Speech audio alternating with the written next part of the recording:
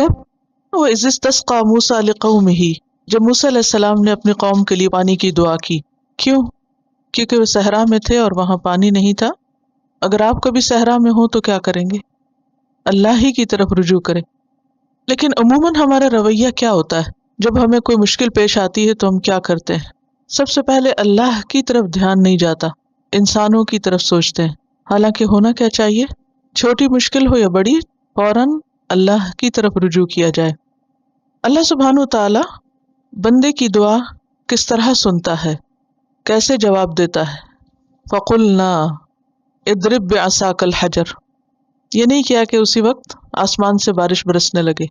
کبھی بارش کی شکل میں بھی پانی آتا ہے، لیکن یہاں چونکہ وہ 1-2 دن کی بات نہیں تھی، انہیں کئی سال تک یہاں رہنا تھا اور مستقل طور پہ پانی کی ضرورت تھی، تو ان کی ضرورت کے مطابق انہیں جواب دیا گیا. یہ دعا کی قبولیت تھی. دعا کی قبولیت میں کیا کہا گیا؟ سبب اختیار کرو. اضرب بعصاک الحجر، پتھر پہ عصا مارو. اس سے کیا بات پتہ چلتی؟ دعا کرنے کے بعد کوشش چھوڑ نہیں دینی چاہیے، کوشش کرنی چاہیے. موسیٰ علیہ السلام پر تو براہ راست وحی آتی تھی. ہم یہ کہہ سکتے ہیں کہ ہمارے پاس تو وحی نہیں آتی، ہمیں کیا پتہ چلے کہ ہمیں کیا کرنا چاہیے. عام طور پر ہم دعا کی قبولیت کا معنی یہ سمجھتے ہیں کہ جو ہم نے مانگا ہے وہ بس چھت پھٹ جائے گی اور اس میں سے نیچے آ گرے گا، اور یہ ہے دعا کی قبولیت.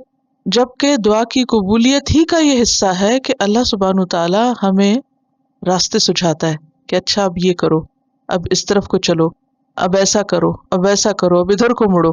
یہ جو دل میں خیالات آتے ہیں اور انسان کا دل کھلنے لگتا ہے اور اس کو مسائل کا حل نظر آنے لگتا ہے، بعض اوقات اسی راستے سے، بعض اوقات کسی اور راستے سے، یہ بھی قبولیت ہوتی. کیونکہ دعا کی قبولیت صرف یہ نہیں ہوتی کہ بعین ہی وہی مل جائے جو ہم مانگ رہے ہیں اور چاہ رہے ہیں. یہ بھی قبولیت ہے کہ انسان کو اللہ اس مشکل سے نکال دے، خواہ وہی دے کے یا کچھ اور دے کے. اور یہاں جو بڑا سبق ہے وہ کیا ہے کہ دعا مانگنے کے بعد کوشش جاری رکھی جائے. کوشش شرط ہے. فَانْفَجَرَتْ مِنْهُ اثْنَتَ عَشْرَةَ عَيْنًا، اس میں سے 12 چشمے پھوٹ نکلے. شاید موسیٰ علیہ السلام نے اتنی باریکی کے ساتھ دعا نہیں مانگی تھی، انہوں نے تو صرف ایک جنرلی بات کی تھی کہ اللہ پانی چاہیے. اللہ سبحانہ وتعالیٰ چونکہ اپنے بندوں پر مہربان ہیں، فضل کرنے والے ہیں، وہ بندے کی مدد ایسے طریقے سے کرتے ہیں کہ بندے کو خود بھی نہیں پتا ہوتا کہ اس کی مزید ضرورت کیا ہے. بعض اوقات ہم ایک چیز مانگ رہے ہوتے ہیں، اللہ تعالیٰ کسی اور طریقے سے وہی چیز ہمیں دیتے ہیں.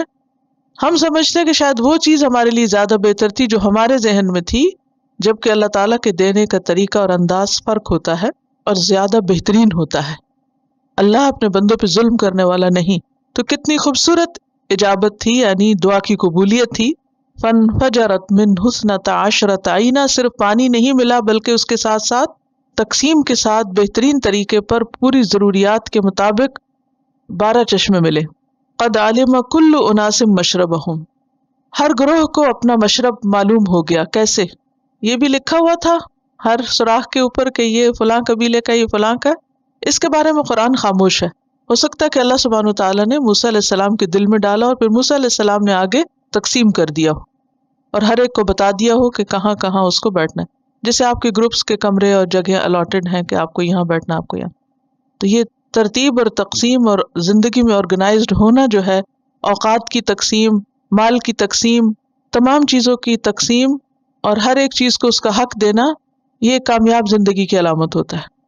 اگر آپ کامیابی چاہتے ہیں تو آپ کے لیے کیا ضروری ہے کہ آپ اپنے آپ کو آرگنائز کریں، خود کو کریں اور دوسروں کو کریں جو آپ کے ساتھ چل رہے ہیں. صرف خود کو نہیں، گھر والوں کو بھی ساتھ آرگنائز کریں، جتنے آپ کے ہاتھ آتے ہیں، جتنی آپ کی ذمہ داری. کیونکہ ہر چیز اپنی اپنی جگہ پر ہو تو ہی زیادہ بہتر طور پر کام کرتی ہے. کلوا واشربوا من رزق اللہ، کھاؤ اور پیو اللہ کے رزق میں سے، اللہ کی دی ہوئی چیزوں میں سے. اس سے ہمیں کیا سبق ملتا ہے؟ اللہ کی نعمتوں کا استعمال بھی اللہ کی اطاعت ہے. جب ہم کھا رہتے ہیں تو کبھی ہم نے سوچا یہ اللہ کا حکم ہے کھانا؟ بعض اوقات کھانے کو دل نہیں چاہتا نا، اور ہم نہیں کھاتے تو پھر کیا ہوتا ہے؟ بیمار پڑتے ہیں.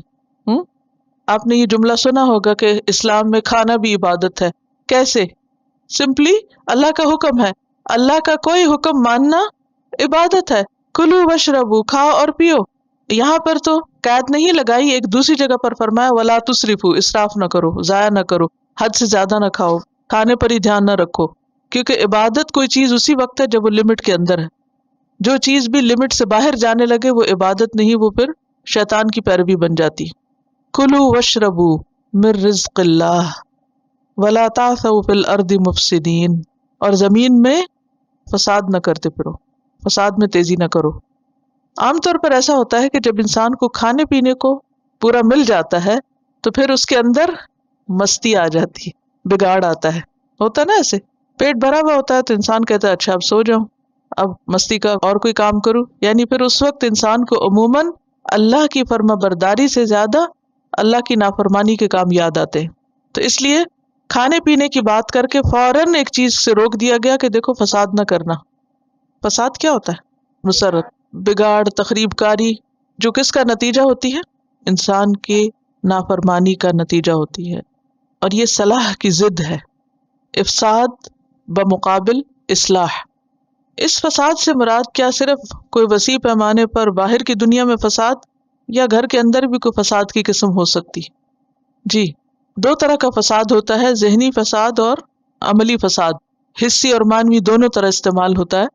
عموماً کھانے پینے کا کام گھر پر ہی ہوتا ہے، تو کھا پی کر انسان گھر میں کیا فساد کر سکتا ہے؟ مثلاً عموماً آپ دیکھیے کہ جب کھانے کی میز پر بیٹھتے ہیں آپ، کھانا کھانے کے بعد پھر کیا شروع ہوتا ہے؟ گپ شپ شروع ہو جاتی ہے. اور چلیے پارٹیوں کو دیکھ لیجیے، عموماً پارٹیز میں لوگ کھانے کو انجوائے کرتے ہیں نا، زیادہ بھی کھاتے ہیں اور انجوائے بھی کرتے ہیں. تو اس کے بعد کیا ہوتا ہے؟ کتنے لوگ اللہ کا شکر ادا کرتے ہیں اور کتنے لوگ پھر دوسروں کی غیبت اور برائیاں اور دوسروں کا مذاق اڑانا، اور عموماً انسان غافل ہو جاتا ہے. جس رب نے جو کچھ دیا وہ سب کچھ استعمال کرنے کے بعد اس کی شکر گزاری کی بجائے کچھ اور شروع کر دیتا ہے. تو عام طور پہ ہم یہ بھی کہتے ہیں نہیں ہم تو شکر کرتے ہیں اور ہم کھانے کے بعد دعا پڑھتے ہیں. اور وہ کون سی دعا ہے؟ الحمدللہ الذی اطعمنا وسقانا وجعلنا مسلمین. الحمدللہ سب کو آتی ہے، لیکن یہ صرف زبانی شکر ہے. ٹھیک ہے، عملی شکر کیا ہے؟ کہ پھر اس کے بعد اللہ کی اطاعت کے کام کیے جائیں.